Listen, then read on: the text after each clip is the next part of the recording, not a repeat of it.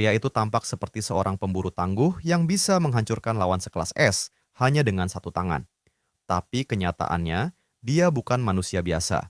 Dia adalah seorang alien, dan yang paling dia inginkan di dunia ini hanyalah pensiun. Makhluk itu dulunya dikenal sebagai Little Green, penyihir terkuat dari sebuah planet peradaban sihir. Namun, suatu hari, sebuah pikiran muncul begitu saja dalam benaknya. Ia ingin berhenti dari pekerjaan menyedihkan ini. Di planetnya, semua layanan disediakan secara cuma-cuma. Artinya, sebesar apapun usahanya, ia tak akan pernah memperoleh bayaran sepeser pun. Lebih buruk lagi, berkat teknologi canggih yang mereka miliki, mereka tak perlu makan, minum, atau tidur. Mereka selalu siaga sepanjang 24 jam tanpa jeda. Di usia yang masih muda, Little Green telah mengidap sindrom kelelahan ekstrim. Ia bahkan tak bisa mengingat kapan terakhir kali menyelesaikan pekerjaan tepat waktu. Keinginannya untuk pergi begitu kuat, tetapi posisinya yang krusial membuat pengunduran diri mustahil. Para pejabat tinggi, untuk mencegahnya melarikan diri, menetapkan berbagai pembatasan padanya. Misalnya, setiap kali ia mencoba melakukan teleportasi, kepalanya akan tersengat listrik. Kalaupun ia berhasil kabur, tidak ada tempat untuk bersembunyi di planet itu. Ia sempat mempertimbangkan untuk menyingkirkan atasan-atasannya, tapi sayangnya, sistem planet melarang warganya saling menyerang. Bahkan menghilang secara permanen pun tak bisa dilakukan. Ketika pikirannya dipenuhi keinginan untuk berhenti, secercah ide muncul dalam kesadarannya. Tubuhnya mungkin terikat oleh sihir, tetapi jiwanya tetap bebas. Di dunia itu, tidak ada sihir yang mampu mengendalikan jiwa. Dengan kata lain, jika ia melepaskan tubuhnya dan kabur hanya dengan jiwanya saja, kemungkinan itu bisa berhasil. Selama 10 tahun, Little Green berjuang antara menyerah dan bertahan. Setelah ribuan percobaan, akhirnya ia menciptakan sebuah sihir unik, kendali jiwa. Ia memisahkan jiwanya dari tubuh, lalu melarikan diri ke sebuah planet terpencil yang tidak terjangkau siapapun. Saat kesadarannya benar-benar terlepas dari tubuh, ia nyaris tak bisa menahan rasa girangnya. Berhasil! Berhasil! Aku benar-benar jenius. Akhirnya aku bisa meninggalkan tempat menyedihkan ini. Silakan, coba kalian bertahan tanpaku. Dengan hati penuh semangat akan pensiun barunya, Little Green tiba di sebuah planet biru jauh di dalam semesta. Ketika ia membuka mata, ia telah menjelma menjadi seorang manusia. Sejak saat itulah ia menjadi tokoh utama dalam kisah ini. Meski pada awalnya tubuh barunya terasa asing, Little Green merasa puas. Tujuannya tercapai, ia berhasil pensiun, bukan? Langkah selanjutnya, ia mencoba merasakan kondisi tubuh barunya, lalu berencana mengakses ingatan pemilik asli tubuh itu agar bisa menyesuaikan diri dengan masyarakat setempat. Ia ingin menyamar dengan sempurna. Bahkan orang tua tubuh ini pun tak akan menyadari perbedaan. Rencananya sempurna, namun kenyataan jauh dari harapan. Ingatan tubuh ini ternyata rusak dan terputus-putus, tak bisa dikenali sama sekali. Tiba-tiba, rasa nyeri tajam menyambar di perutnya. Gelombang asam lambung naik, membakar kerongkongannya. Sial, tubuh ini ternyata sedang sekarat karena kelaparan. Sebelum datang ke planet ini, ia hanya memikirkan satu hal, mencari spesies dengan kecerdasan tertinggi dan tubuh dengan potensi magis tertinggi. Sayangnya, ia sama sekali lupa mempertimbangkan kondisi tubuh itu saat ini. Kesalahan fatal. Agar bisa bertahan hidup, ia harus segera menemukan sesuatu untuk dimakan. Dengan susah payah, ia berdiri dan melangkah keluar. Saat itulah, untuk pertama kalinya dalam hidupnya, ia melihat cahaya matahari. Permukaan planet asalnya dipenuhi cairan dan nyaris tak pernah tersentuh cahaya. Tapi di sini, dunia tampak penuh warna. Sinar matahari yang hangat dan udara segar membuatnya terpukau. Ia sungguh ingin menikmati momen itu. Andai saja ia tidak kelaparan. Namun, mengapa tak ada satupun makanan yang terlihat? Ia mulai panik. Kalau seperti ini terus, ia benar-benar akan mati kelaparan. Lalu, saat keputusasaan mulai menguasainya, akhirnya ia menemukan sesuatu yang bisa dimakan. Makhluk kecil itu memang tak besar, tapi ini bukan saatnya memilih. Dengan raut bingung, ia meraih makhluk kecil itu dan membawanya mendekat ke mulut yang sudah menganga. Namun di saat genting itu, seorang anak laki-laki kecil lewat di dekatnya. Melihat apa yang ada di mulut bocah itu, tiba-tiba si protagonis merasa kecoa di tangannya tak lagi menggugah selera. Tanpa pikir panjang, ia pun melemparkan serangga itu begitu saja. Kini muncul pertanyaan penting, mencuri atau tidak? Ah, lupakan dulu. Ikuti saja bocah itu. Maka ia pun mulai membuntuti si anak. Anak kecil itu menyadari ada seseorang mengikutinya, menoleh ke belakang. dan seketika wajahnya memucat ketakutan. Dalam sekejap, tanpa memberi kesempatan untuk berbicara, anak itu langsung berbalik dan lari, mengabaikan ekspresi ramah si protagonis yang mencoba menunggu dengan sabar. Pada akhirnya, si bocah berhasil melarikan diri dengan kelincahan luar biasa, sementara sang protagonis justru tersesat di tempat asing yang belum pernah ia kenali. Untungnya, ada beberapa tanaman hias di sekitar. Meski tak terlihat bisa dimakan, dalam kondisi seperti ini, ia tidak bisa bersikap pilih-pilih. Namun, sebelum sempat mencabut satu daun pun, suara gemuruh terdengar dari kejauhan, diiringi teriakan seorang anak, anak yang sama. Meski tak tahu pasti apa yang terjadi, ia memutuskan untuk memeriksanya. Si bocah kini berdiri gemetar, menatap makhluk raksasa yang berdiri di hadapannya, seekor burung raksasa, monster. Mengikuti suara itu, sang protagonis pun menyaksikan pemandangan mengejutkan. Seekor burung raksasa mengejar anak kecil tadi. Di hari pertamanya di bumi, ia sudah harus menghadapi monster sebesar ini di jalanan. Dunia macam apa ini? Namun, pikirannya segera berubah. Dalam satu sisi, ini mungkin keberuntungan. Berdasarkan sisa-sisa ingatan dari tubuh ini, burung dikenal sebagai makanan yang sangat lezat. Monster biasa bukanlah apa-apa bagi penyihir agung sepertinya. Setelah ia menyesuaikan diri dengan energi sihir di sini, menaklukkan planet ini tidak akan jadi masalah. Tepat saat itu, ia menyadari tubuhnya dikelilingi oleh cahaya yang bersinar lembut. Sensasi tiap sel tubuhnya seperti dipindai, itulah kekuatan sihir. Namun jumlahnya luar biasa besar. Jika sihir di planet asalnya hanya setinggi mata kaki, maka di sini ia serasa tenggelam di kolam penuh energi magis. Di momen itu, ia merasa tubuhnya berdenyut dengan kekuatan baru. Di tempat kaya sihir seperti ini, ia bisa menjadi dewa. Anak laki-laki itu pun berlari ke arahnya, memohon bantuan. Bagi penyihir sekelas dirinya, ini masalah sepele. Tapi tentu saja ia memiliki satu syarat. Ia menginginkan apa yang ada di tangan bocah itu. Meski si anak tampak ragu, namun mendengar suara monster mendekat dari belakang, ia pun segera menyerah. "Ambil saja, ambil. Tolong selamatkan aku." Transaksi selesai. Dengan santai, si protagonis menyuruh anak itu bersembunyi di belakangnya, lalu memasang kuda-kuda, bersiap memisahkan daging monster dari tulangnya hanya dengan satu gerakan tangan. Tapi setelah beberapa detik, tidak terjadi apa-apa. Anak kecil itu kini memandangnya seperti melihat orang bodoh. Sang protagonis pun ikut kebingungan. Apa yang terjadi? Apa aku terlalu gugup karena baru tiba di sini? Melihat gaya kosong dan janji palsunya, si anak langsung mengambil keputusan bijak, kabur lagi. Sementara itu, sang protagonis terus mencoba. Ledakan, api, roh, kutukan. Ia mengerahkan semua jenis sihir yang ia tahu. Dan sampai pada satu kesimpulan menyakitkan, tubuh ini tidak bisa menggunakan sihir sama sekali. Dengan kenyataan itu menampar wajahnya, ia pun berbalik arah dan kabur, panik dan berteriak minta tolong. Sayangnya, meskipun berada di jalanan ramai, tak seorang pun menghampiri. Yang lebih aneh lagi, monster itu seolah hanya mengincarnya. Tubuhnya yang sudah lemas karena kelaparan semakin tak sanggup menahan beban. Mengetahui bahwa ia tak akan bisa terus berlari di jalan utama, ia berbelok tajam ke gang samping. Monster itu pun mengikuti, sama tajamnya. Lebih buruk lagi, burung itu tiba-tiba teringat kalau ia bisa terbang.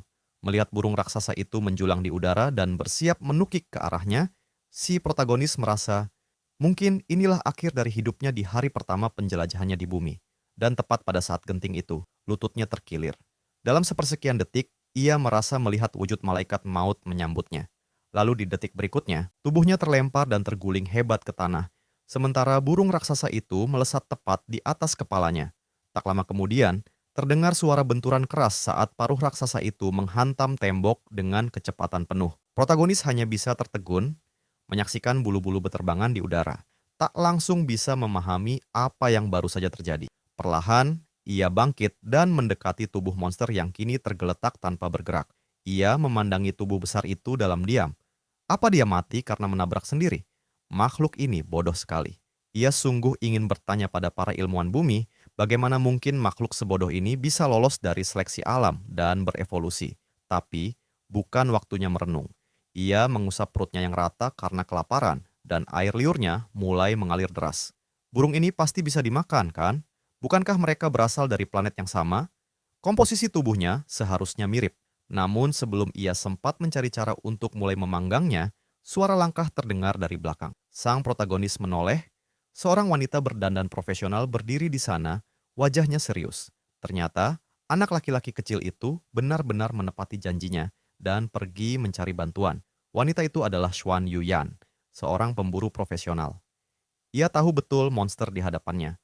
Vicino SS, jenis burung berbahaya yang hidup di gerbang spasial dan daerah gurun dengan kecepatan setara misil. Pemburu di bawah kelas C tak mungkin bisa menandinginya. Oleh karena itu, ia datang untuk mencegah jatuhnya korban jiwa. Namun yang ia temukan adalah pemandangan aneh. Monster itu sudah tumbang, dan pria asing dengan pakaian rapih berdiri di depannya. Seketika, Yuyan meragukan indranya. Apakah dia yang menaklukkannya sendiri? Tak lama, anak kecil dan seorang petugas polisi pun tiba di lokasi. Sang petugas segera mendekat dan berterima kasih pada protagonis karena berhasil menangkap monster itu. Sementara itu, Xuan Yuyan berlutut dan memeriksa tubuh burung raksasa itu.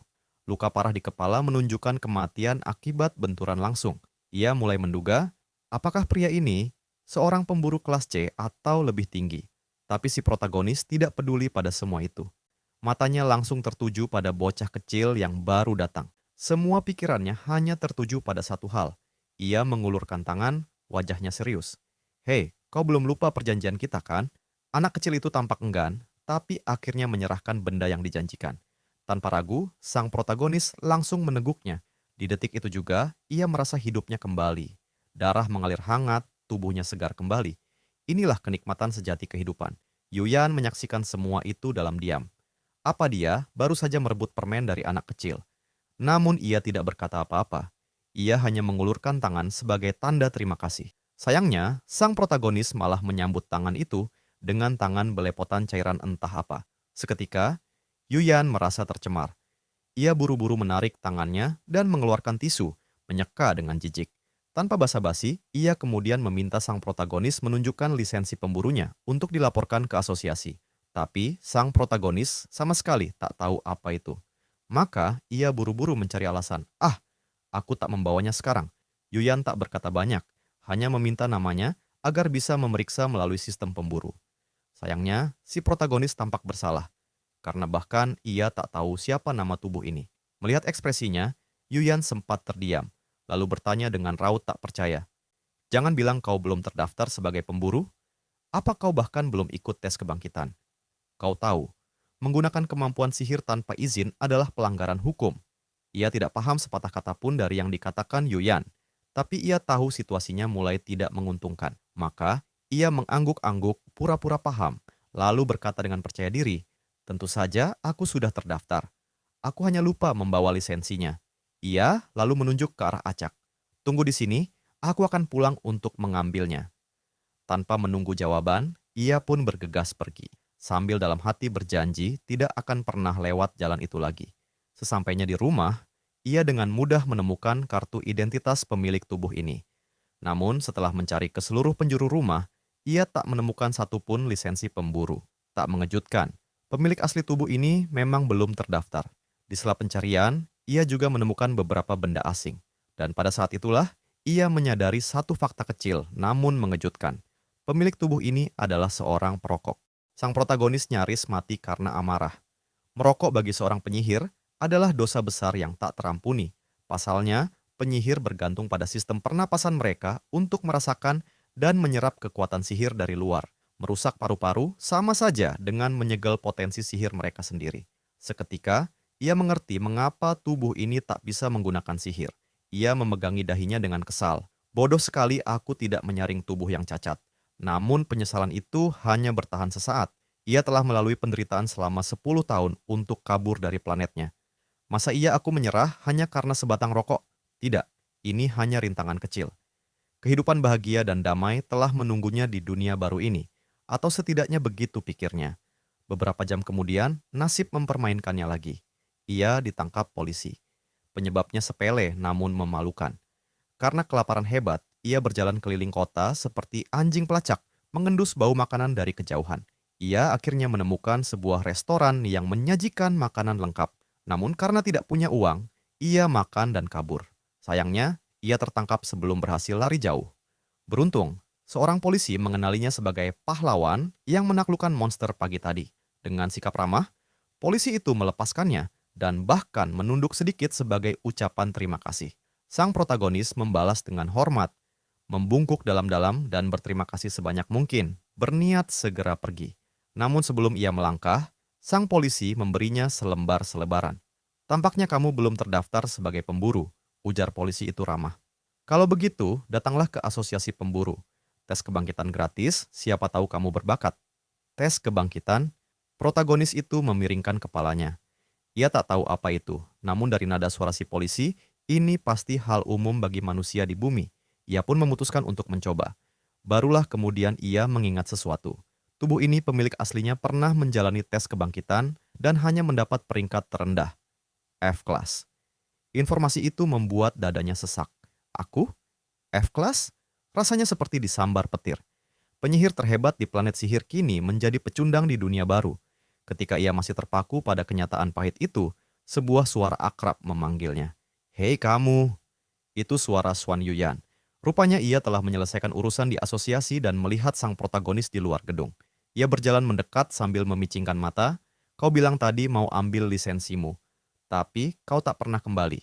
Sang protagonis meringis canggung, lalu tertawa kecil. Aku bohong, sebenarnya aku belum punya lisensi. Yuyan terdiam, kemudian memutar bola mata. Pantas saja, aku menunggumu cukup lama, tahu? Protagonis buru-buru menjelaskan. Ia memang pernah menjalani tes kebangkitan, tapi levelnya terlalu rendah untuk mendaftar sebagai hunter. Levelku F-class. Ucapnya bangga, seolah itu prestasi besar. Yuyan menatapnya tak percaya. Apa? Tapi bagaimana bisa kamu mengalahkan Vicino SS? Ia menjawab santai. Burung bodoh itu menabrak tembok sendiri. Suasana langsung sunyi. Jawabannya terdengar konyol, tapi tetap masuk akal. Yuyan sendiri menyaksikan monster itu tewas menancap di dinding. Tapi tetap saja, saat itu ekspresinya terlalu tenang.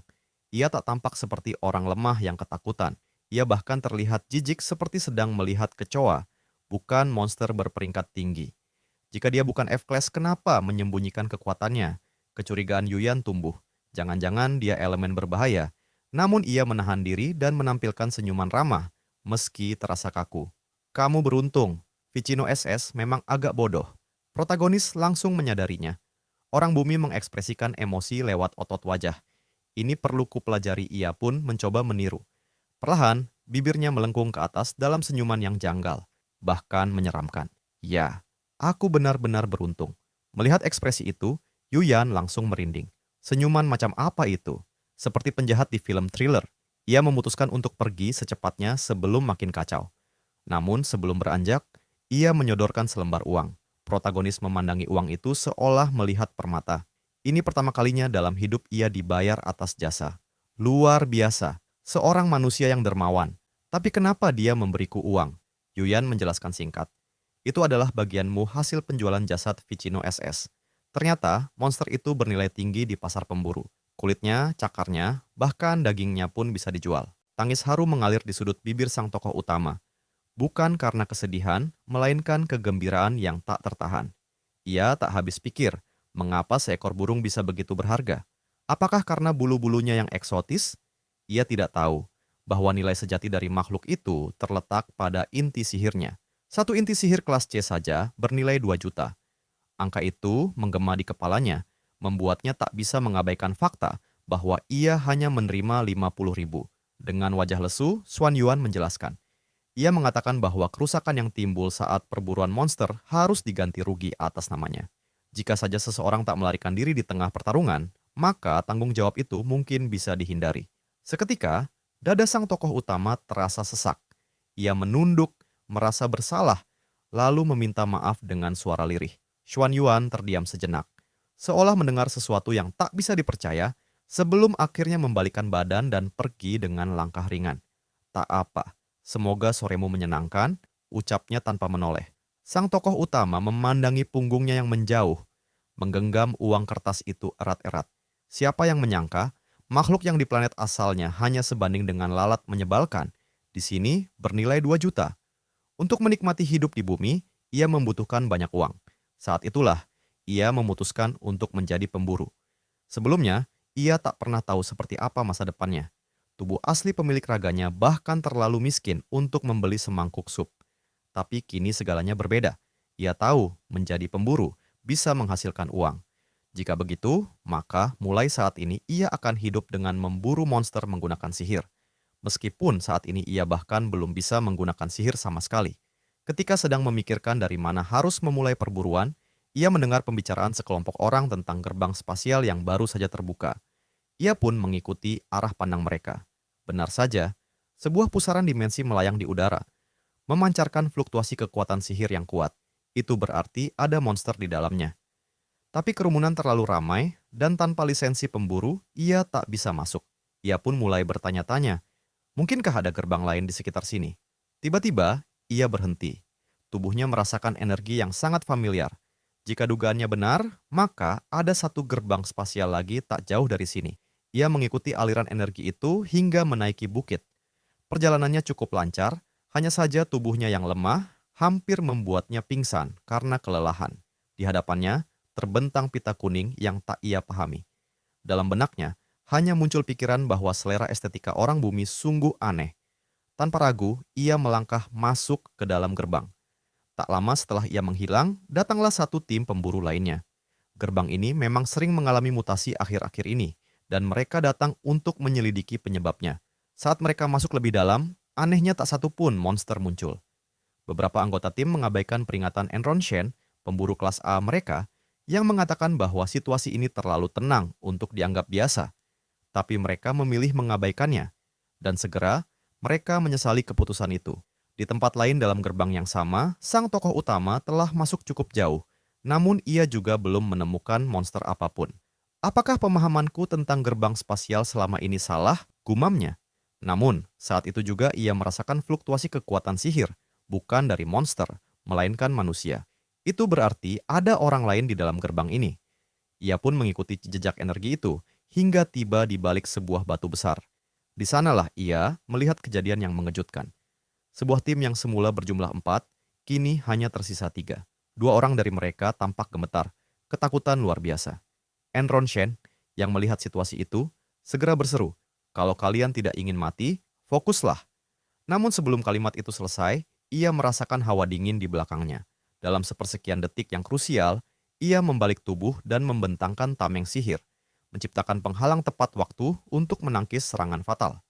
Ia menghantam tanah dengan keras, menggunakan momentum untuk melompat tinggi, lalu menghujamkan tendangan kuat ke tubuh makhluk batu itu. Tubuh monster tersebut terbelah menjadi serpihan-serpihan.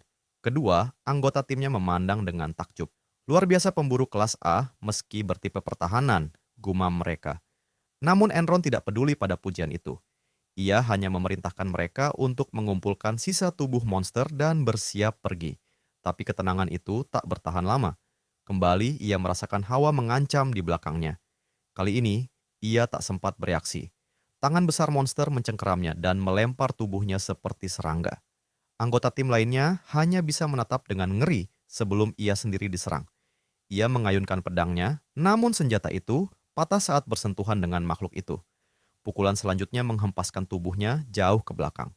Sisa satu wanita di tim itu berdiri membatu, terlalu takut untuk melarikan diri saat tinju besar monster menghampirinya. Untunglah, Run Shang yang baru pulih segera melindunginya, menahan pukulan itu. Saat itulah momen yang tepat untuk menggunakan sihir pengikat. Bila monster itu tak bisa ditahan di sini, maka mereka semua akan mati. Namun justru di saat yang paling menentukan, wanita itu lari meninggalkan rekan-rekannya, sendirian, tak bisa dipercaya. Mata Run Shang memancarkan penyesalan yang mendalam. Dan seperti tak terhindarkan, monster itu menghantamnya hingga tersungkur ke tanah. Dalam detik-detik terakhir sebelum kehilangan kesadaran, yang ia rasakan hanyalah kehampaan. Dahulu, ia begitu beruntung mendapatkan bakat kelas tinggi, menolak banyak tawaran dari guild besar demi membentuk tim kecil yang menurutnya dapat dipercaya. Ia pikir segalanya akan berjalan baik. Siapa sangka akhir hidupnya akan begitu tragis. Saat monster itu hendak memberikan pukulan terakhir, tokoh utama yang sedari tadi menonton dari kejauhan akhirnya tak tahan lagi. Ia melangkah maju, berkat usaha orang-orang sebelumnya, sang tokoh utama akhirnya menyelesaikan analisisnya. Meskipun makhluk besar di hadapannya tampak mengerikan, sebenarnya itu hanyalah golem sihir model lama. Golem, sebagaimana dikenal di planet asalnya, Alpha Yuri, adalah boneka bertenaga sihir yang menjalankan berbagai fungsi, mulai dari pekerjaan rumah tangga seperti menyapu dan mengangkat barang, hingga menjadi senjata perang. Di dunia itu, Golem adalah tulang punggung peradaban. Kebetulan, keahlian utama sang tokoh utama adalah membuat golem tempur. Meski terdengar percaya diri, kenyataannya melumpuhkan golem ini tidaklah mudah. Tubuhnya yang lemah membuatnya kelelahan, hanya karena menghindar beberapa kali dari serangan lamban golem tersebut. Tapi akhirnya, ia melihat celah. Permata besar di lengan golem bukan sekedar ornamen biasa, melainkan sensor identifikasi sihir. Jika ia bisa memasukkan perintah berhenti ke dalamnya, maka golem itu akan mati total. Untungnya, model ini begitu kuno hingga ia mengenali perintah daruratnya tanpa harus melihat referensi apapun. Maka dengan mantap ia menuliskan perintah itu dan dalam sekejap, golem raksasa itu roboh tak berdaya. Namun, tugas belum selesai. Untuk mematikan golem sepenuhnya, ia harus mencabut inti sihirnya dari punggungnya. Dengan sigap dan cekatan, ia mulai membongkarnya. Pekerjaan ini terasa begitu ringan baginya. Sambil memandangi inti sihir di tangannya, ia bergumam, "Mudah sekali." Sementara itu, Enrun Shen akhirnya membuka matanya dan langsung menyaksikan momen ketika sang tokoh utama berdiri gagah di atas bangkai monster. Apakah dia mengalahkannya seorang diri? Dalam benak Enrun, sang tokoh utama tampak seperti seorang master sejati. Melihat Enrun telah sadar, sang tokoh utama melompat turun dari tubuh golem, lalu berjalan menghampirinya. Enrun panik, keringat dingin membasahi dahinya. Dalam kondisi seperti ini, ia takut akan disingkirkan sebagai saksi. Tubuhnya tak mampu bergerak, namun pria itu hanya menatapnya dan berkata, "Perlu bantuan." Begitulah akhirnya Enrun Shen selamat dari misi dungeon yang mematikan. Berita tentang keberhasilannya menyebar luas di media, tapi anehnya, ia tak merasa bangga. Ia tahu, semua itu adalah hasil kerja seseorang yang bahkan namanya pun tak ia ketahui. Asosiasi pemburu ingin memberikan semua kredit padanya, padahal mereka pun tahu ada orang lain yang membunuh monster itu. Enrun bersikeras menolak pujian itu. Ia ingin menyampaikan kebenaran karena menurutnya itu bentuk penghormatan paling dasar bagi sang pemburu sejati. Akhirnya, pihak asosiasi memahami niat tulusnya dan menghentikan bujuk rayu mereka. Meski begitu, pria berkacamata dari asosiasi itu tetap berharap bisa bertemu dengan pemburu misterius itu. Seseorang yang kuat sekaligus menjunjung prinsip. Sementara semua orang memikirkan sang penyelamat, ia justru sedang membuka pintu menuju dunia baru. Memainkan ponsel untuk pertama kali, ia terpukau sepenuhnya. Sejak tak sengaja membukanya semalam, ia tak bisa berhenti. Dunia manusia bumi sungguh luar biasa. Melalui ponsel itu, ia dengan cepat mempelajari berbagai informasi penting, termasuk syarat masuk ke dalam gerbang spasial. Harus terdaftar sebagai pemburu resmi dan mematuhi sistem peringkat yang ketat. Segera, ia mendaftarkan diri sebagai calon pemburu. Ia lalu mengikuti pelatihan teori keselamatan tentang gerbang spasial. Materinya membosankan dan ia menyimpulkan satu hal penting. Jangan sok jago di depan monster. Setelah pelatihan, semua peserta diberikan perlengkapan. Ketika sang tokoh utama melihat alat aneh di tangannya, ia bingung. Orang-orang di sekitarnya menertawakannya, bertanya apakah ia dari luar angkasa. Ia pun mulai panik dalam hati. Apakah identitasku sebagai alien sudah ketahuan? Petugas pelatihan menjelaskan bahwa alat itu adalah analyzer standar, digunakan untuk menganalisis monster dan perlengkapan. Saat diminta mengarahkannya pada kupu-kupu di udara, ia melakukannya dan langsung melihat data lengkap tentang level dan nama monster itu. Ternyata, beginilah cara orang bumi mengenali musuh mereka. Dengan penasaran, ia mulai memotret segala hal di sekitarnya, tanaman, manusia, bahkan tanah. Ia terkejut saat analyzer tidak menampilkan informasi tentang tanah. Apakah alat ini hanya mengenali benda yang memiliki sihir? Meski praktis, menurutnya, metode ini tidak akurat. Banyak benda berguna yang tidak mengandung sihir, tanah misalnya, yang bisa digunakan untuk membuat agen penyerap mana, barang langka di planet manapun. Namun, tampaknya tak ada satu orang pun di sini yang tahu soal itu. Dunia yang memiliki teknologi sihir seharusnya tidak asing dengan hal-hal seperti ini. Tiba-tiba, ia mendapat pencerahan. Ia menghentikan salah satu petugas dan bertanya dengan serius, "Sejak kapan kebangkitan sihir terjadi di dunia ini?" Tanpa ragu, petugas itu menjawab, 7 tahun lalu. Saat itu, berbagai individu dengan kekuatan sihir mulai muncul serentak di seluruh dunia. Jawaban itu membuatnya terdiam.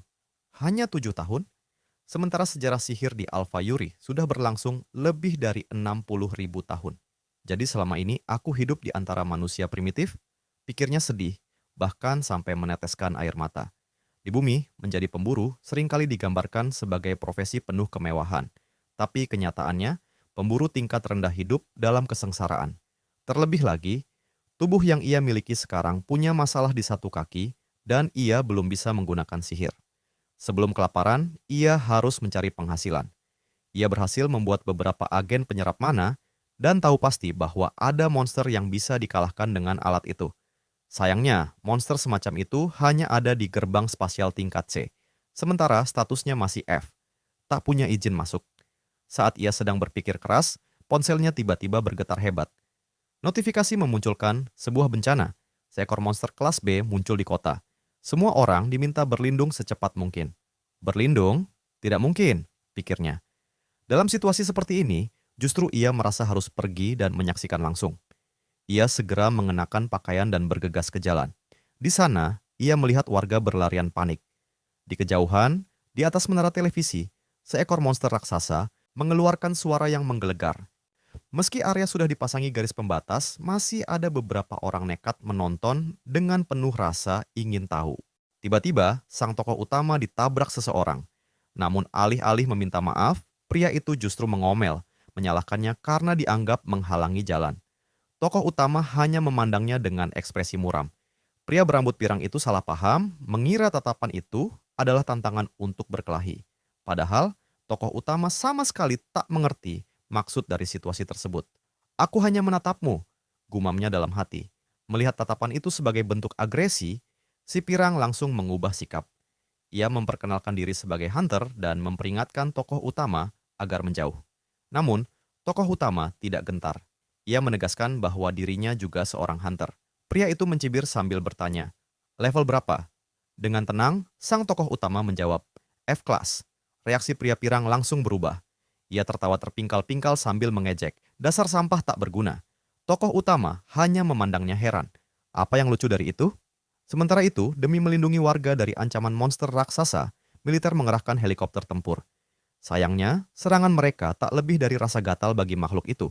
Dengan satu kibasan ekor, sebuah helikopter meledak, berubah menjadi bola api raksasa, lalu jatuh dan terbakar. Untungnya, para hunter pendukung tiba tepat waktu. Saat dua warga hampir masuk ke dalam mulut monster, seorang hunter melompat dari helikopter dan menebas lidah raksasa itu dengan pedangnya. Monster itu meraung kesakitan, lalu berbalik melarikan diri. Namun belum jauh, seorang hunter lain membidik dengan busur dan melepaskan dua panah yang menancap tepat di ekornya. Panik. Monster itu memutuskan ekornya sendiri untuk bertahan hidup. Namun semua sudah terlambat. Dua hunter, Runen dan Enunang, melompat dari pesawat. Dengan tenaga luar biasa, Runen menendang punggung monster hingga menghantam tanah. Disusul Enunang yang melayangkan pukulan telak ke perutnya. Hanya dua serangan cukup untuk merobohkan monster itu. Masyarakat yang menyaksikan kejadian itu bersorak girang. Para hunter berjalan menghampiri tokoh utama. Belakangan, tokoh utama baru mengetahui bahwa hunter peringkat A adalah pilar penting dunia ini. Tak heran jika banyak orang mengidolakan mereka layaknya selebriti. Namun tak disangka, salah satu hunter itu mendekati tokoh utama dengan hormat, menggenggam tangannya seolah bertemu dengan idola. Ia mengenalinya sebagai sosok yang menaklukkan golem sihir di ruang dimensi. Pria pirang yang tadi mengejek kini panik. Ia menatap tokoh utama dengan takut. Jangan-jangan dia memang orang hebat, pikirnya. Ranshang yang sejak awal memperhatikan, menatap pria pirang itu dingin. Ia bertanya pada tokoh utama, "Dia temanmu?" Pria pirang hampir pingsan karena takut, hanya tergagap tanpa jawaban. Ranshang mengabaikannya, lalu memperkenalkan diri dengan ramah, bahkan menyerahkan kartu namanya dan meminta nama sang tokoh utama. Setelah itu, Ranshang mengajak tokoh utama berjalan ke kebun kecil. "Tolong jangan salah paham," ujarnya. "Aku hanya ingin membalas budi karena kau telah menyelamatkan nyawaku." Kebetulan, tokoh utama memang membutuhkan bantuan.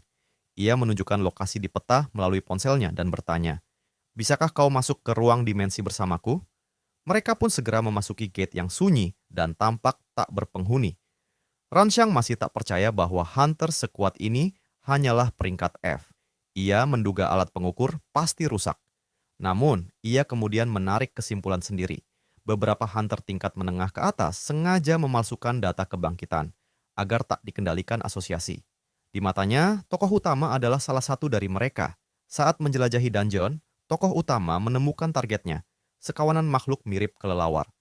Ronxiang penasaran melihat apa yang akan dilakukan. Namun, tokoh utama hanya mengambil segenggam tanah dan menaburkannya ke udara. Seketika, para kelelawar terbakar menjadi bola api dan jatuh berguguran. Ramuan penyerap mana yang digunakannya bekerja sempurna. Melihat itu, Ronxiang bingung. Kenapa pakai alat? Bukankah bisa pakai tangan kosong? Pikirnya. Tokoh utama kesal. Apa dia dapat lisensi hunter pakai jari kaki? Tapi ia tahu tak ada gunanya menjelaskan. Maka, ia mengarang cerita yang lebih masuk akal. Sejak kebangkitan muncul, ada orang yang bisa mengangkat truk 1 ton. Ada pula yang bisa mengendalikan elemen. Tapi kekuatan ini datang tiba-tiba. Bisa juga menghilang tanpa peringatan. Karena itu, aku tidak ingin bergantung pada kemampuan kebangkitan. Ia sempat ragu Runxiang akan percaya. Tapi justru sebaliknya, Runxiang terlihat terharu. Kau benar, kenapa aku tak pernah memikirkan hal sedetail itu? Setelah menyelesaikan dungeon, mereka menikmati makanan lezat. Runxiang meminta agar bisa bergabung lagi di misi berikutnya. Tim lamanya bubar dan ia enggan membentuk yang baru.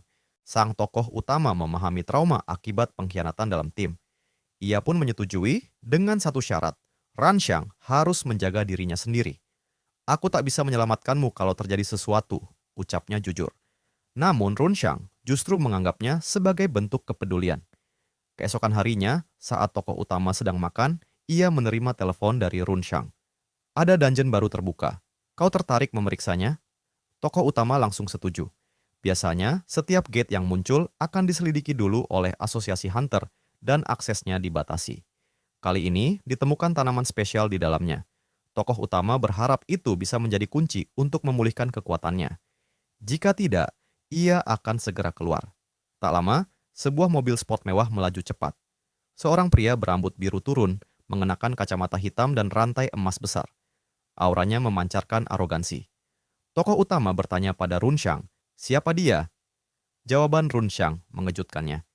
Pria itu adalah Zhang Chonghao, salah satu dari 3 hunter peringkat S di negara ini. Tokoh utama bisa merasakan kestabilan sihir dari pria itu. Ia memang jenius sejati. Saat memperhatikannya, tiba-tiba tatapan mereka bertemu.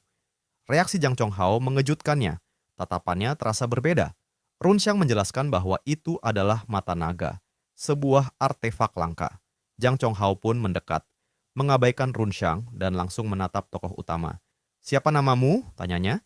Setelah dijawab, ia langsung bertanya soal peringkat hunternya. Runxiang buru-buru menyela. Dia cuma porterku. Namun Zhang Chonghao menatapnya jijik. Aku tidak bicara denganmu. Runxiang langsung bersembunyi di balik tokoh utama. Dengan tenang, tokoh utama menjawab. Peringkat F. Zhang Chonghao tersenyum sinis. Oh, benarkah?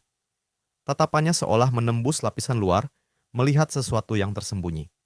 Meski tokoh utama tak bisa menggunakan sihir karena kerusakan pada sistem pernapasannya, total mana di tubuhnya masih utuh. Zhang Chonghao sepertinya menyadari potensi itu. Ia hendak mengajaknya bekerja sama, namun Runxiang buru-buru menarik tokoh utama menjauh. Setelah aman, ia menjelaskan alasannya. Zhang Chonghao memiliki catatan kriminal. Tak ada yang mau satu tim dengannya. Bahkan, salah satu kerabat Runxiang yang berperingkat A pernah diserang olehnya di dalam dungeon. Ia khawatir hal yang sama terjadi pada tokoh utama. Sang tokoh utama sangat tersentuh. Makhluk mamalia ini benar-benar menggemaskan. Karena ancaman Zhang Chonghao terlalu besar, mereka memutuskan menunda penyelidikan tanaman itu. Namun, ada satu hal yang mengganjal. Jika artefak mata naga ada, mungkinkah ada paru-paru naga? Jika ia berhasil menemukan paru-paru naga, bukankah itu bisa menggantikan fungsi paru-parunya yang rusak dan memulihkan kekuatan sihir? Runxiang membantunya menyelidiki dan menemukan bahwa artefak itu memang ada. Dengan harga yang cukup tidak masuk akal, 2,6 miliar. Sang tokoh utama terkejut mendengar harga yang sangat tidak masuk akal itu. Satu kalimat saja sudah cukup untuk memadamkan semangat sang tokoh utama. Seketika, seluruh harapan yang sempat tumbuh sirna. Ia lebih memilih untuk tidak pernah tahu. Dalam keadaan kehabisan uang dan hati yang hancur, air mata frustrasi pun menetes dari matanya. Mereka berpisah tak lama kemudian, dan sang tokoh utama memilih naik taksi untuk pulang. Dalam perjalanan, ia membuka ponsel dan mulai mencari informasi tentang Jang Chong Hao. Semakin dalam ia menggali, semakin menakutkan sosok itu di matanya. Andai saja ia tak menatapnya tadi, bagaimana jika pria itu menyimpan niat buruk? Dan seperti kata pepatah, baru saja disebut, setan pun datang. Sebuah supercar muncul di belakang taksi, melaju cepat dan menabrak dari arah belakang. Dengan suara rem yang memekakkan telinga, taksi berputar hebat beberapa kali. Akhirnya, kendaraan itu menghantam tiang di tepi jalan dan berhenti total. Tubuh sang tokoh utama terlempar ke bawah kursi. Sopir yang mulai sadar menoleh ke belakang, panik, namun lega melihat sang penumpang tidak terluka. Ia pun keluar, bersiap mengamuk. Kau pikir ini mainan? Bisa nyetir atau tidak? Namun langkahnya terhenti saat Jang Chong Hao turun dari mobil dengan ekspresi santai. Maaf sekali, ucapnya dengan nada tenang. Sudah lama tidak menyetir, aku keliru injak pedal gas dan rem. Ia pun mengeluarkan ponselnya dan meminta kontak sang tokoh utama, dengan alasan akan menyelesaikan masalah ini secara pribadi. Kepada si sopir, ia hanya melemparkan setumpuk uang tunai dan menyuruhnya pergi. Sang tokoh utama terpana melihat cara Jang Chong Hao menyelesaikan situasi seolah ia dewa. Sopir yang menerima uang itu langsung kabur tanpa protes, meninggalkan mereka berdua. Jang Chong Hao sekali lagi meminta nomor ponsel sang tokoh utama, mengatakan ia tak membawa uang lagi dan akan mentransfer biaya pengobatan nanti. Sang tokoh utama tercengang. Apakah begini cara kecelakaan ditangani? Tapi akhirnya ia menyerah dan memberikan nomor kontaknya. Maka, demikianlah. Seorang hunter peringkat S melakukan segala cara hanya demi mendapatkan nomor ponsel seorang hunter peringkat F. Jang Chong Hao dulunya adalah pewaris keluarga kaya, namun memiliki reputasi sebagai sosok yang brutal.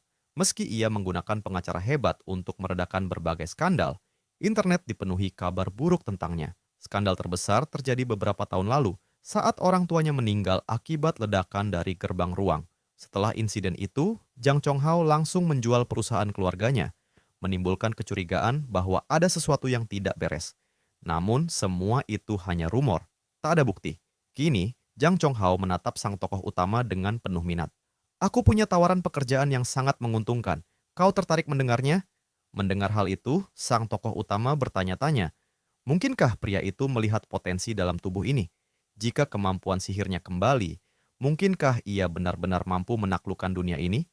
Dengan keyakinan itu, ia menjawab penuh semangat. Aku tak bisa masuk ke gerbang peringkat S sekarang, jadi aku tak yakin bisa bekerja sama denganmu. Namun, kata-kata Jang Chong Hao berikutnya membanting dia kembali ke kenyataan. Apa yang kau pikirkan? Hunter sepertimu tak mungkin masuk ke gerbang sekelas itu. Ternyata Jang Chong Hao hanya ingin menjadi penopang di balik sang tokoh utama, menumbuhkan dan membimbingnya sendiri. Menyadari kesalahpahaman itu, sang tokoh utama hanya bisa berharap bumi menelannya saat itu juga. Oh, jadi begitu. Gumamnya pelan, malu. Tapi masih ada satu pertanyaan yang mengganjal. Kenapa kau memilihku? Apa yang kau lihat dalam diriku? Jang Chong Hao tersenyum samar. Kau akan tahu nanti. Merasa ada yang tidak beres, sang tokoh utama segera membuat alasan dan melarikan diri. Ia lalu menceritakan semuanya pada Enrun Shang. Semakin dipikirkan, semakin jelas bahwa Jang Chong Hao memang sengaja menabraknya. Mendengar kisah itu, Enrun Shang makin yakin. Pria itu memang suka mempermainkan para hunter berpangkat tinggi. Sang tokoh utama mengangguk setuju. Lalu, apa yang harus kita lakukan? Laporkan ke polisi? Tapi atas dasar apa? Karena seorang hunter S ingin melindungiku dan memberiku peralatan. Kita bisa dikira gila. Dengan tak ada pilihan lain, sang tokoh utama pun menyerah. Tiba-tiba, Enrun Shang mengalihkan pembicaraan. Ia menyebut kabar terbaru. Umat manusia mungkin akan segera menaklukkan bencana gerbang ruang. Hal ini langsung menarik minat sang tokoh utama. Ia penasaran akan hakikat gerbang-gerbang tersebut. 7 tahun lalu, dunia berubah. Gerbang-gerbang dan monster muncul, diikuti dengan kebangkitan manusia yang memiliki kekuatan luar biasa. Orang lain mungkin tak tahu penyebabnya, tapi sang tokoh utama tahu. Sihir berasal dari mana yang memancar dari inti planet, tapi kerak bumi terlalu tebal, membuatnya sulit naik ke permukaan. Namun, gerbang-gerbang ruang yang tiba-tiba muncul memungkinkan mana mengalir ke atas dan membangkitkan manusia. Tapi masih ada satu hal yang membingungkannya. Apa tujuan dari entitas yang menciptakan gerbang-gerbang ini? Monster-monster jelas ingin membunuh manusia, dan peralatan yang dijatuhkan hanya umpan di atas perangkap. Jika para tikus kecil berhasil menghindari perangkap, namun tetap memakan umpannya, sang pencipta pasti akan murka. Enrun Shang mengangguk. Ia merasa pendapat sang tokoh utama masuk akal. Namun, percakapan mereka tiba-tiba terhenti saat sang tokoh utama merasakan ledakan energi di bawah kakinya, panas seperti lava.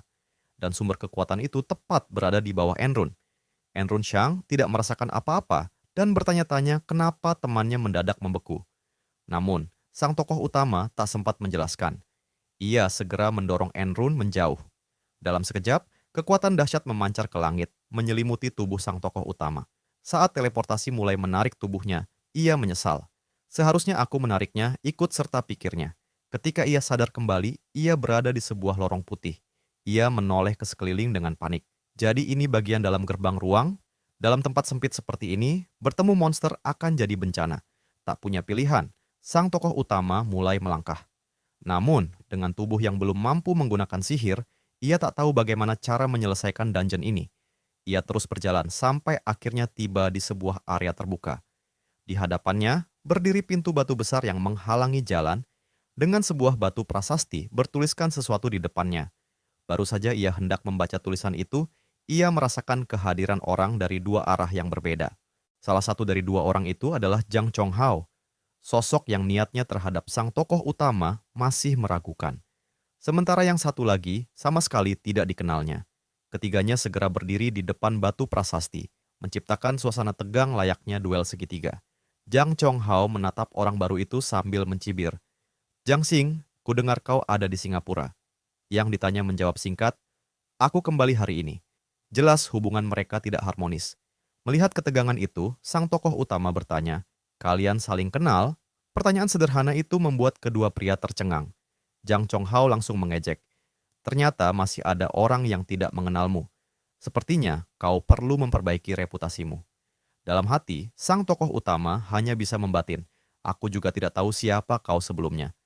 Tak lama, Jang Chonghao memperkenalkan sosok misterius itu sebagai Zhang Xiaxing, hunter peringkat 1 di negara H. Sang tokoh utama tentu terkejut. Lalu, giliran dirinya yang dikenalkan sebagai hunter biasa peringkat F. Mereka bertukar salam singkat, lalu Zhang Xiaxing menekan sebuah tombol di pergelangan tangannya. Ternyata itu adalah alat analisis. Sang tokoh utama terkagum melihat desainnya yang canggih. Hasilnya segera muncul. Ini adalah Space Gate tanpa klasifikasi resmi, namun langsung teridentifikasi sebagai peringkat X. Zhang Xiaxing tampak gelisah. Sang tokoh utama yang tak paham apa itu peringkat X pun mengeluarkan ponselnya untuk mencari tahu, tapi layarnya gelap gulita. Ia bingung, belum pernah mengalami hal seperti ini. Rupanya, interferensi dari Space Gate telah merusak sinyal. Jika tidak segera keluar, ponselnya bisa rusak total. Mereka pun mulai meneliti prasasti batu. Di sana tertulis, simbol dari iman sejati akan menjadi kunci. Kalimat itu masih samar maknanya, tapi tampaknya satu-satunya jalan adalah membuka pintu batu raksasa di depan mereka. Namun meski mereka bertiga mendorong sekuat tenaga, pintu itu tidak bergeming. Sang tokoh utama terkejut. Dua hunter S-rank dengan kekuatan luar biasa tak mampu menggerakkan sebuah pintu. Karena kekuatan tidak berhasil, perhatian mereka berpindah pada patung singa aneh di sisi pintu. Jang Chonghao mendekat, mengamati lubang di mulut singa, lalu berkata santai. Melihat ukurannya, sepertinya pas untuk memasukkan lengan. Kalimatnya membuat yang lain terdiam. Sang tokoh utama langsung paham arah pembicaraan. Namun sebelum ia sempat maju, Zhang Xiaxing sudah mengambil inisiatif. Tanpa ragu, ia memasukkan lengannya ke dalam mulut singa. Terdengar suara gemuruh. Pintu yang sebelumnya tak tergoyahkan terbuka perlahan. Wajah Zhang Xiaxing pucat. Saat sang tokoh utama bertanya, ia mengangkat lengannya. Ada darah yang mengalir. Ia bahkan sempat berpikir untuk memotong lengannya karena tak bisa menariknya keluar. Jang Chonghao tak menunjukkan sedikit pun empati. Pintunya sudah terbuka, ayo lanjutkan. Tapi sang tokoh utama merasa tidak tenang. Semudah inikah? Perjalanan mereka terus berlanjut. Di ujung koridor berikutnya, mereka kembali menemukan pintu serupa dan patung singa yang sama. Wajah Jang Chonghao langsung masam. Lagi-lagi, gumamnya kesal. Namun Jang Xiaxing tetap melangkah maju, memasukkan tangannya lagi. Pintu pun terbuka, tapi Jang Xiaxing mulai goyah. Kali ini terasa berbeda. Aku merasa pusing, sepertinya volume darah yang diambil meningkat setiap kali. Ia berharap Jang Chonghao mau gantian, tapi jelas Jang Chonghao tidak berniat mengorbankan diri. Ketegangan meningkat. Sang tokoh utama mulai berpikir untuk menawarkan diri, Tapi Jang Chong Hao justru menunjuknya. Masih ada satu orang lagi kan? Suruh dia. Seketika, firasat buruk menyelimuti sang tokoh utama. Tempat ini mungkin labirin yang meminta tumbal untuk membuka jalan keluar. Ia hanya bisa merutuki nasibnya. Namun Jiang Xiaxing tampak memiliki integritas lebih tinggi. Dengan dua S-rank di tim, kalian ingin menyuruh Hunter F-rank melakukan ini.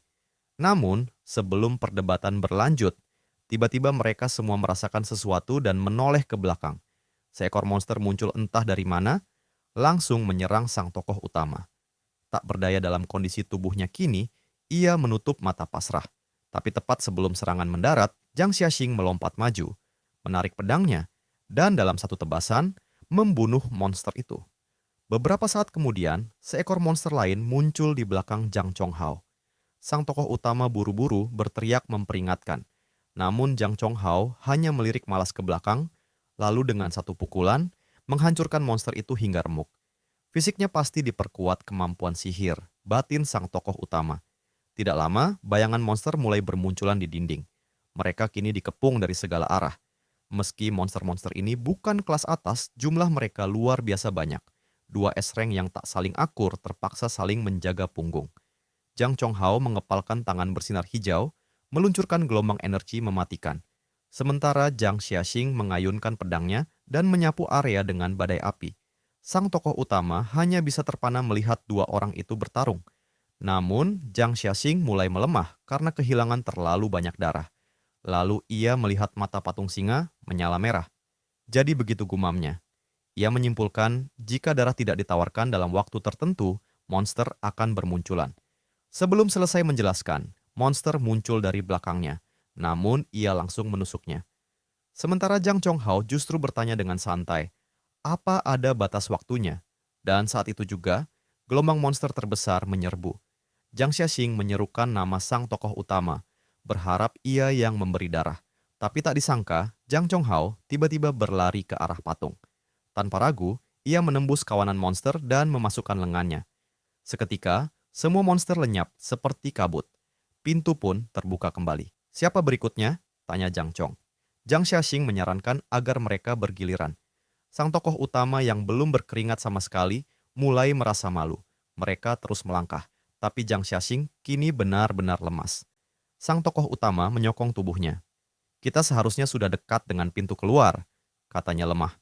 Namun Jang Chong Hao tiba-tiba berkata, mereka harus berhenti. Ia merasa mereka mungkin melewatkan sesuatu dan harus memeriksa kembali ruangan sebelumnya. Jiang Xiaxing mencurigainya hanya ingin menundanya, bahkan mungkin merencanakan serangan saat gelombang monster datang.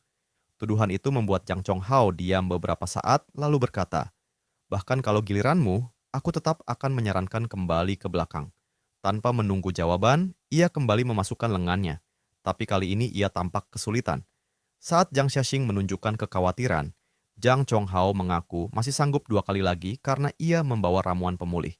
Namun, tiba-tiba ia mengeluarkan botol ramuan itu dan melemparkannya ke kepala Jiang Xiaxing yang tidak siap. Bunyi keras terdengar, dan hunter nomor 1 itu langsung jatuh tak sadarkan diri. Sang tokoh utama terpaku. Jang Chong Hao tersenyum puas. Tak kusangka ini akan berhasil dengan begitu mudah. Keringat dingin membasahi tubuh sang tokoh utama. Dengan suara bergetar ia bertanya, kenapa kau lakukan ini? Jang Chong Hao menjawab tenang. Space Gate ini mirip dengan Iron Maiden di Eropa Utara. Jika dugaanku benar, satu-satunya cara keluar dari sini adalah dengan mengorbankan satu orang. Berdasarkan data statistik terbaru, tingkat kelangsungan hidup di ruang bawah tanah bertanda X sama sekali tidak berkaitan dengan peringkat Hunter. Tingkat bertahan hidupnya hanya sekitar 60%. Demi keamanan bersama, Jiang Xing harus menjadi tumbal tim kali ini. Sang tokoh utama pun hanya bisa termenung. Ia tahu itu ada benarnya. Jika harus ada yang dikorbankan, tentu sebaiknya bukan dirinya. Terlebih, dengan 2 hunter peringkat S di tempat ini, tidak mungkin beban itu jatuh kepada seorang hunter peringkat F. Namun, meski logikanya tak terbantahkan, rasa bersalah tetap menyelimutinya. Ketika Jang Chong Hao bersiap memasukkan lengan Jiang Xing ke dalam lubang persembahan, tokoh utama tiba-tiba melangkah maju, menepuk dadanya.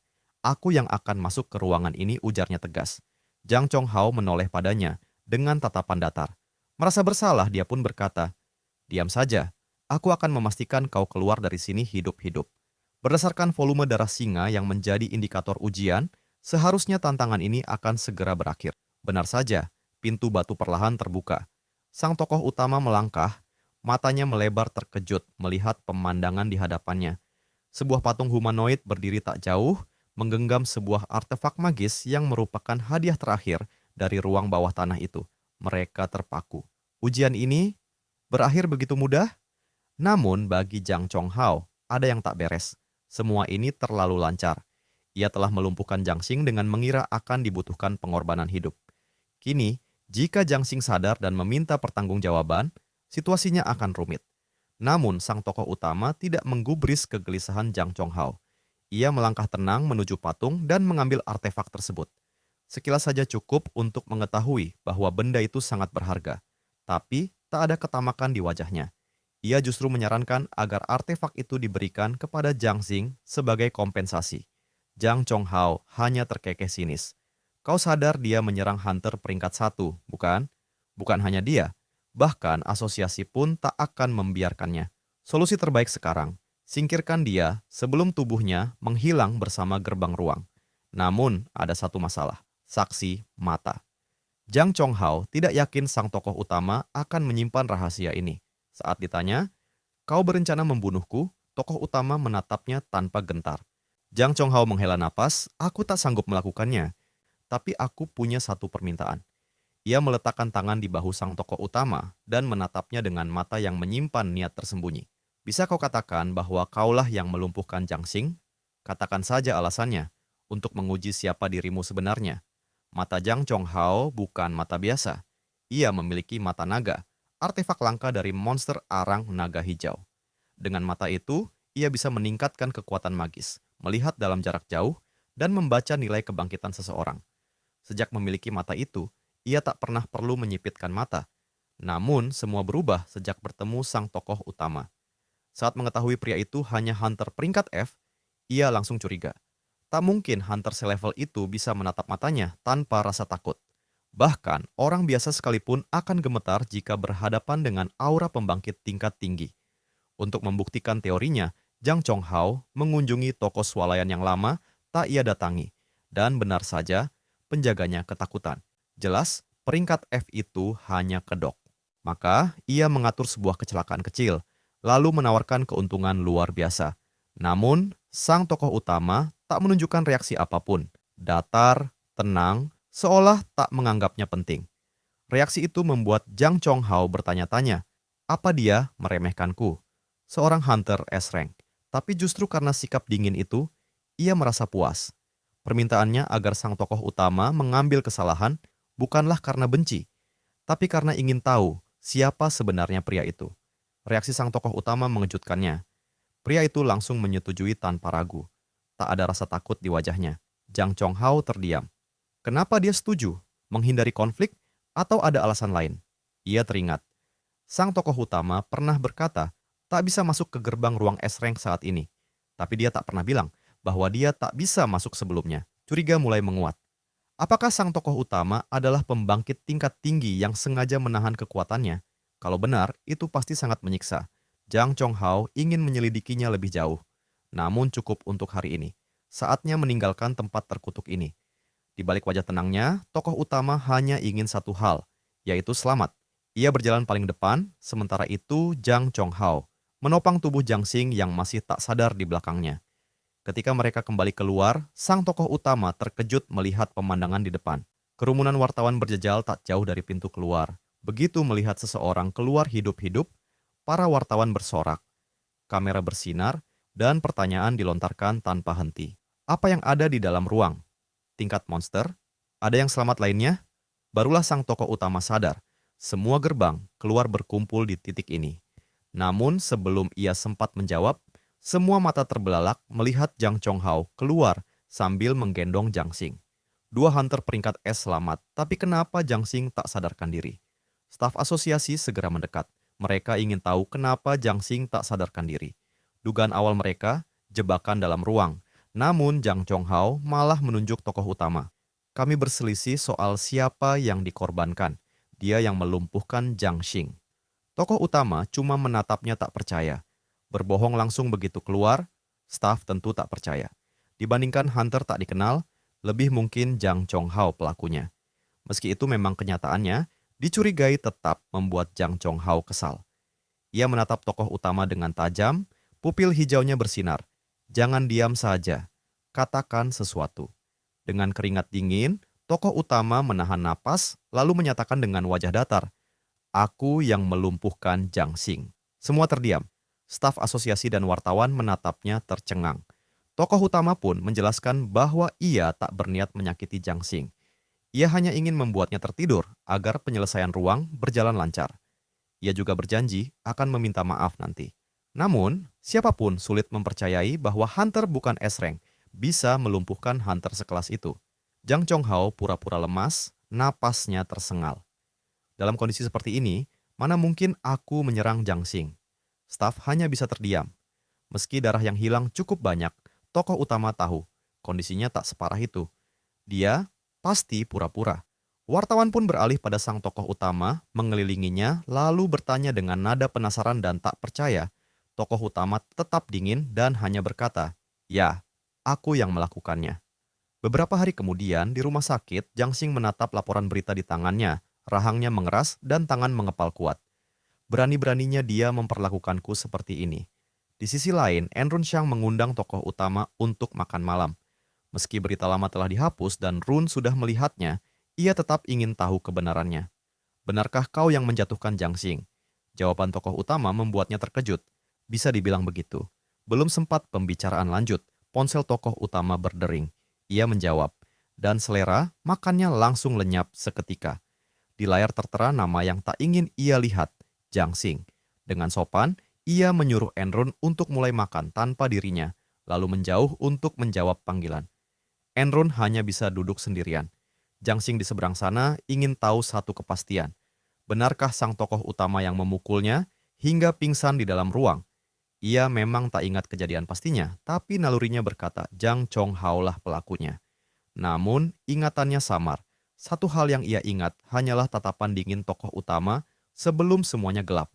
Kini ia ingin sang tokoh utama menjelaskan kebenarannya. Tokoh utama mendengarkan dengan keringat dingin yang menetes. Ini buruk. Haruskah ia mengakui bahwa Jang Chonghao lah pelakunya? Dan ia jugalah yang memaksanya mengambil kesalahan itu. Perlu dicatat, Jiang Xing dijuluki sebagai pahlawan nasional, bukan karena menjunjung tinggi keadilan, melainkan karena rekornya dalam membersihkan gerbang ruang yang jauh melebihi siapapun. Pada dasarnya, dia hanyalah seorang pekerja keras yang terobsesi dengan dungeon.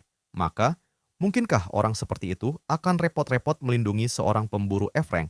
Akhirnya, sang tokoh utama memutuskan untuk bertanggung jawab. Dengan suara tenang, ia berkata, "Jiang Xing, maaf, akulah yang membuatmu kehilangan kesadaran." Ia kemudian menjelaskan bahwa ia hanya tak ingin melihat Jiang Xing memaksakan diri, dan sebenarnya ia telah berniat mengambil seluruh risiko itu sendirian. Sebagai bentuk permintaan maaf, ia menawarkan hadiah dari dungeon tersebut. Namun, pernyataan itu justru membuat urat di leher Jiang Xing menegang. "Kau bercanda?"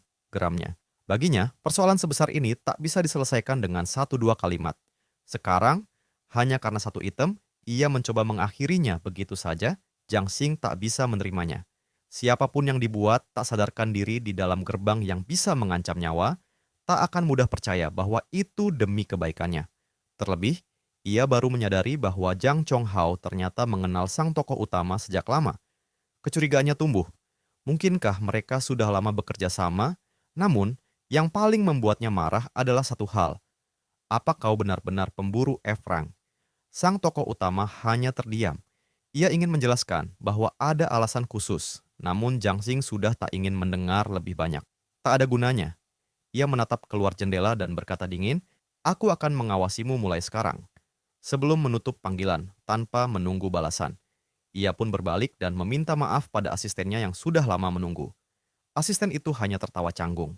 "Tidak apa-apa," jawabnya sambil menyerahkan berkas informasi yang diminta. Meski asosiasi dengan cepat menghapus berita tentang insiden tersebut, mereka yang perlu tahu sudah mengetahuinya. Kini, komentar negatif terhadap Jiang Xing mulai bermunculan di dunia maya. Asistennya menyarankan untuk mengabaikan komentar-komentar itu. Namun, Jiang Xing bukan tipe yang rapuh. Masalah utamanya bukan itu. Kini, Dunia sadar bahwa bahkan seorang pemburu es rank pun bukan makhluk tanpa celah. Dan itu cukup untuk membuat banyak pihak mulai khawatir. Orang yang menyebabkan semua ini, sang asisten yakin itu adalah Jang Chonghao. Mereka bahkan telah menyelidiki identitas sang tokoh utama. Memang benar, secara resmi ia hanya tercatat sebagai pemburu F-rank. Awalnya, Jiang Xing pun percaya begitu.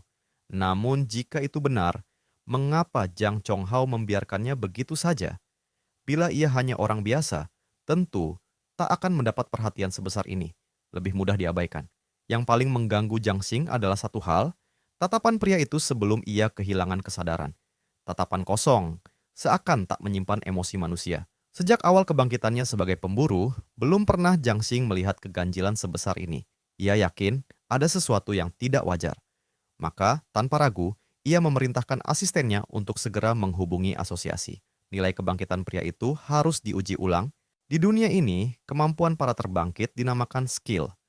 Setiap terbangkit memperoleh satu skill saat kebangkitan. Namun, sihir di dunia ini dibatasi oleh berbagai aturan. Misalnya, Jiang Xing yang memiliki atribut api tak akan bisa menguasai sihir elemen lain meski ia mencobanya seumur hidup. Satu-satunya jalan untuk mengakses elemen lain adalah membeli batu skill dengan harga selangit. Namun, sang tokoh utama berbeda. Ia telah menguasai berbagai sihir jauh sebelum reinkarnasinya.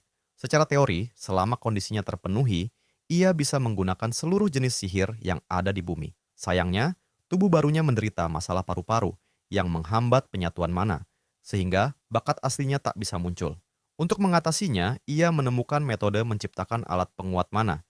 Tapi bahan-bahan yang dibutuhkan hanya bisa ditemukan di gerbang ruang tertentu yang kini dikuasai oleh Magic Tower, guild dengan jumlah pemburu terbanyak saat ini. Kini, tokoh utama berdiri di depan Magic Tower, tapi langsung dihalau oleh staf karena datang tanpa janji. Kemarin pun ia ditolak.